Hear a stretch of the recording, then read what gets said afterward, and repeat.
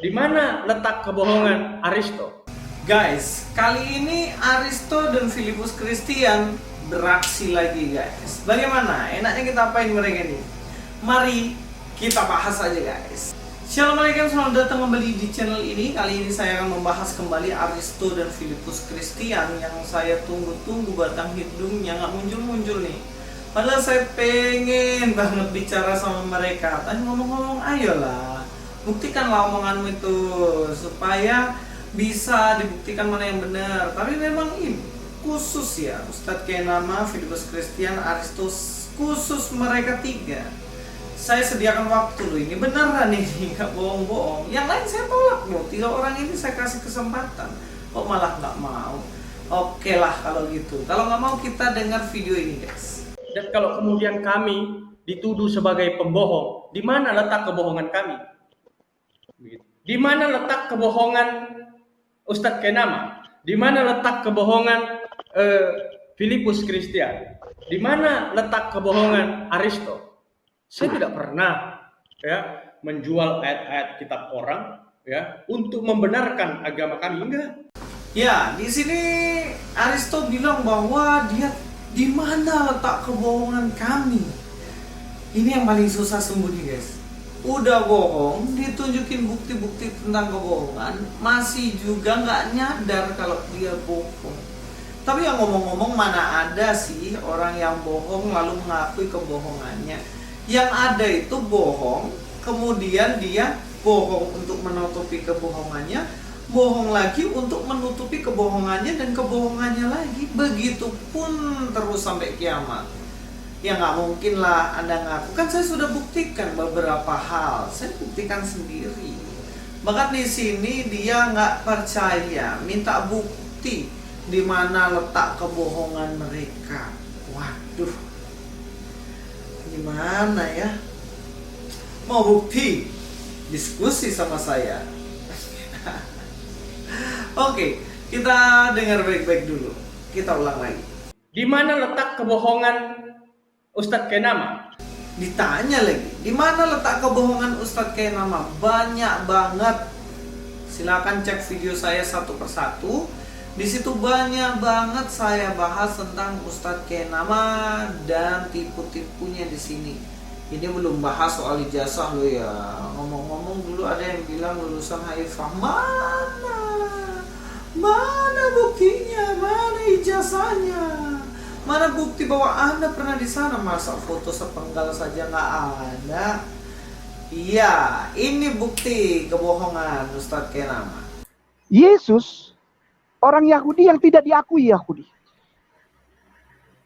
Dia di dalam Alkitab ditulis keturunan Yehuda dari tunggul Isai atau tunas Daud. Yehuda, Yahudi. Padahal dia tidak diakui sebagai Yehuda. Orang bilang dia keturunan Lewi karena Maria maminya itu dari rumpunnya Harun, kakaknya Nabi Musa alaihissalam. Sukunya Lewi. Nah, sudah mengerti di mana letak kebohongannya. Ini cuma salah satu loh ya. Ini salah satu. Ini salah satunya aja. Bilang bahwa Yesus tidak diakui sebagai orang Yahudi oleh orang Yahudi sendiri. Sekarang ini bohong bukan? Tanya secara jujur pada Aristo. Bohong nggak nih Ustadz Kenama? Enggak, menurutmu enggak? Ayo diskusi kita berdua ya. Kita diskusi, buktikan Yesus ini ditolak sebagai orang Yahudi apa enggak sama orang Yahudi. Mari kita diskusikan. Jangan Anda ngeles ya, bilang mana buktinya saya bohong. Padahal sudah jelas-jelas statement yang mengatakan bahwa Yesus itu ditolak sebagai orang Yahudi itu jelas tidak dapat dibuktikan. Kalau sesuatu tidak dapat dibuktikan itu namanya apa? Namanya jujur. Ya namanya bohong. Misalnya ya, saya bilang Pak Jokowi itu korupsi. Saya bilang gitu. Nah, statement ini kalau saya tidak bisa membuktikan bahwa Pak Jokowi itu korupsi, berarti saya berbohong kan kepada semua orang. Ketika Pak Jokowi bisa membuktikan bahwa dia tidak korupsi. Benar nggak? Itu kan bohong. Statementnya disampaikan tidak sesuai dengan fakta. fakta yang jelas itu adalah bohong, simpel itu. Cari aja banyak banget videonya Pak Kain Nama ya belum termasuk ijazahnya sih, yang itu aja dulu kan seperti itu. Pernah loh Kain Nama bilang bahwa Yesus itu zombie. Nah, apakah itu bukan bohong? Kalau itu kejujuran, buktikan kejujuran Anda guys, sesimpel itu kan.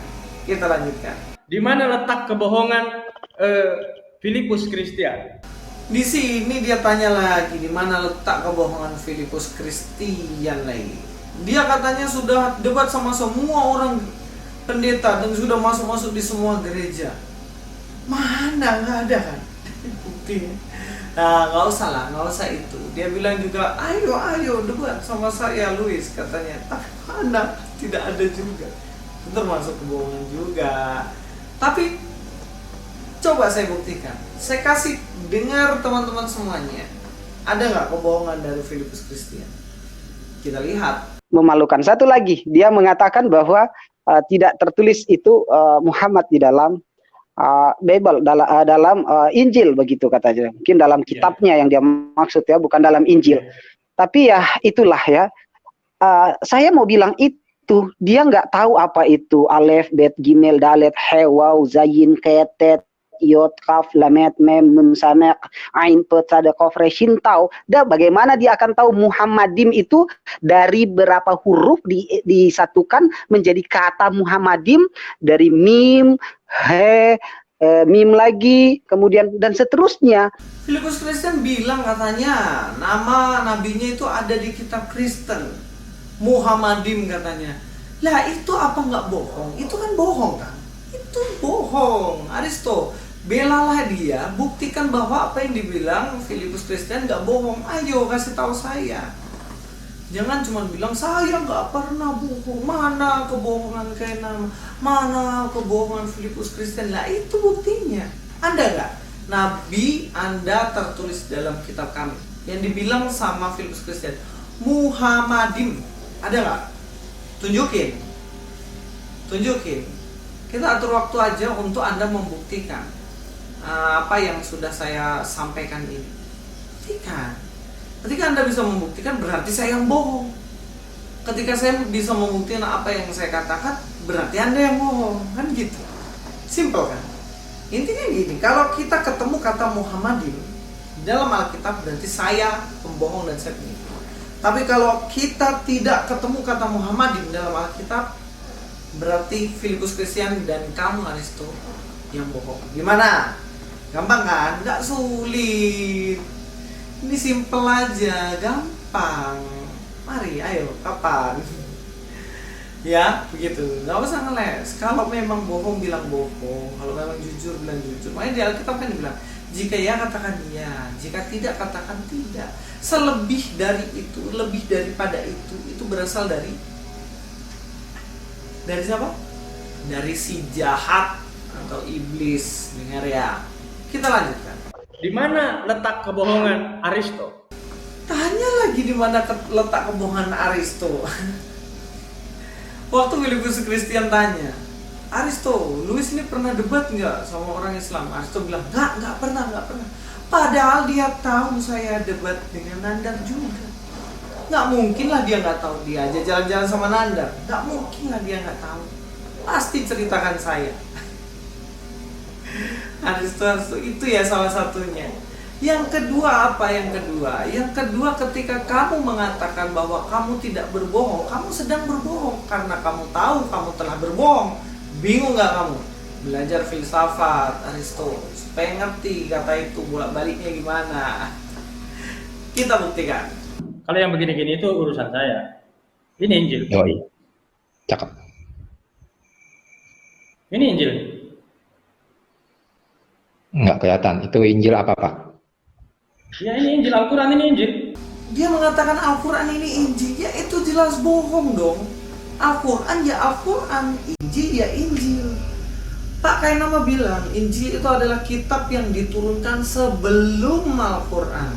Ya jelas berarti Injil kitab sendiri. Al-Quran diturunkan pada zaman nabinya Aristo. Berarti itu Al-Quran namanya.